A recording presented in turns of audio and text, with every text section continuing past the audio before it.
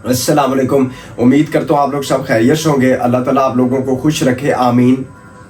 The transfer of property act 1882 की series चल रही है। सेक्शन 25 तक मेरे कंप्लीट अपलोड है। आज सेक्शन 31, 32, 33 और 34 तक जो है वो कवर अप करना है। मैं हर वीडियो के अंदर एक चीज़ कहता हूँ तो कि मैं जो कुछ भी बताऊँ आपने उसको लाजमी नोट डाउन कर लेना, लिख लेना, ताकि वो चीज़ इन फ्यूचर आप लोगों के काम आए। इसको शुरू करते हैं, बुक सामने रख लें। सबसे पहले सेक्शन 31 की तरफ चले जाएं कि सेक्शन 31 क्या कहता है। सेक्शन 31 ये कहता है कि condition that transfer shall cease to have effect in case specified uncertain event happens और डज नॉट हैपन।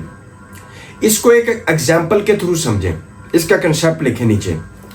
इसमें कहता है कि मीन्स फॉर एग्जाम्पल ए ने शॉप ट्रांसफर की बी को और कहा कि 20 साल तक इसकी इनकम वो सी को देगा, तो बी ने 19 साल तक दी और 1 साल की नहीं दी, तो उसने स्ट्रिक्टली कंप्लाई नहीं किया, फॉलो नहीं किया कंडीशन को, तो उसका शॉप में इंटरेस्ट मींस बी का शॉप में इंटरेस्ट सीज हो जाएगा, तो दुकान उससे छिन जाएगी, वापस ए को चली जाएगी या ए के रिप्रेजेंटेटिव को वापस चली जाएगी।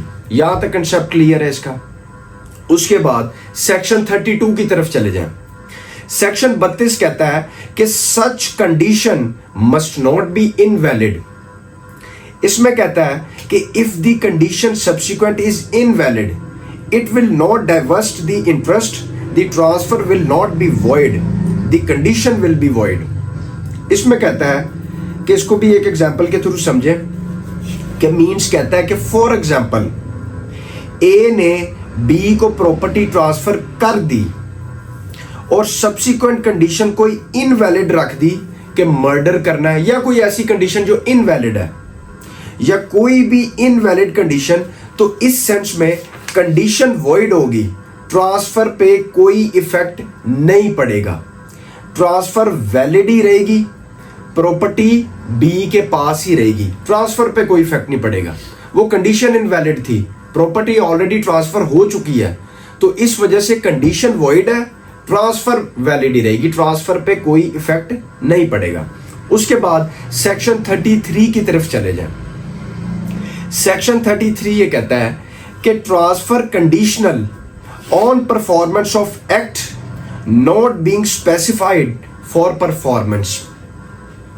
इसमें यह कहता है कि मींस के कंडीशन सब्सिक्वेंट रखी है और जिसने फुलफिल करना है उस कंडीशन को, तो वो इम्पॉसिबल कर देता है, तो उस कंडीशन को ब्रोकन मान लिया जाएगा। इसको एक एग्जांपल के थ्रू समझें। फॉर एग्जांपल ए जो है वो प्लॉट दे देता है बी को और कहता है कि मेरी औलाद नहीं है और औलाद होगी तो तुम इस प्लॉट का 25% हिस्सा मेरी औलाद को लीज पे दोगे खेती बाड़ी के लिए। तो बी प्लॉट लेने के बाद कह देता है कि बाढ़ में जाए औलाद, वो पता नहीं होनी भी है कि नहीं होनी, प्लॉट मिल गया बस इसकी मौजे मारो, तो उस प्लॉट पे बी मॉल बना देता है।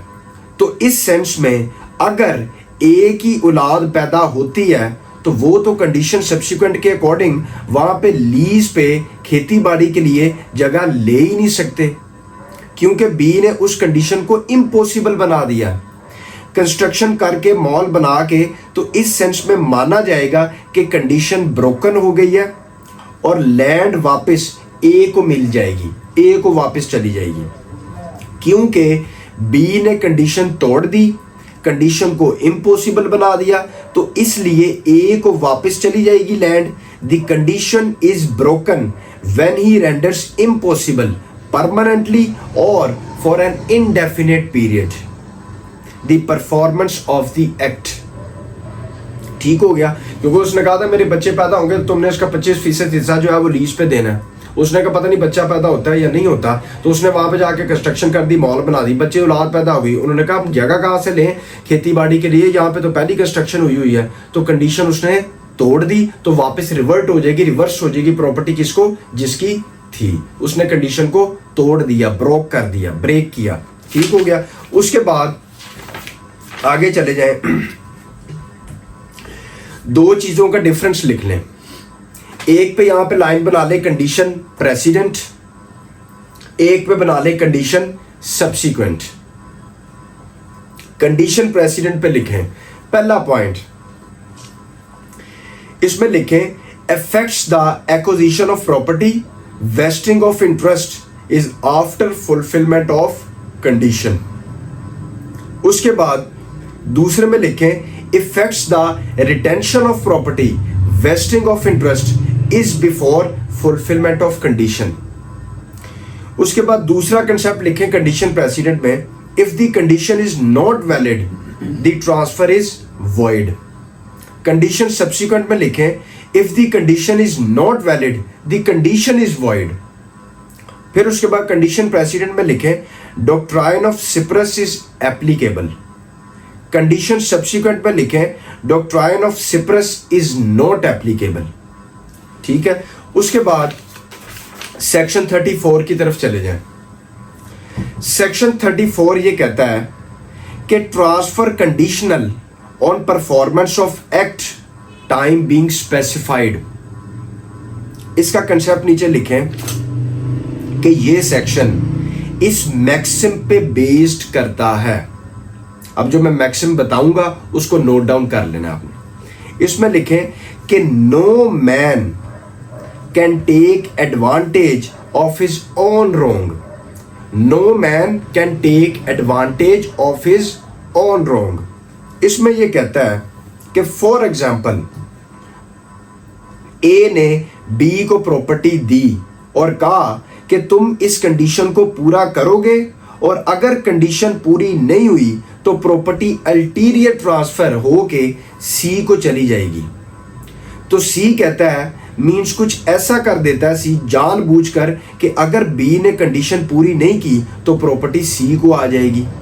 तो सी खुद ही कोई ऐसा काम करता है कि बी अपनी कंडीशन ही तोड़ दे, पूरी ना कर सके ताकि प्रॉपर्टी सी को आ जाए।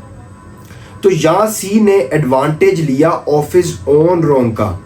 तो ये लॉ सेक्शन 34 कहता है कि no man can take advantage of his own wrong. Means fraud के जरिए उसको प्रिवेंट किया कि वो कंडीशन ना पूरी कर सके और प्रॉपर्टी मुझे मिल जाए।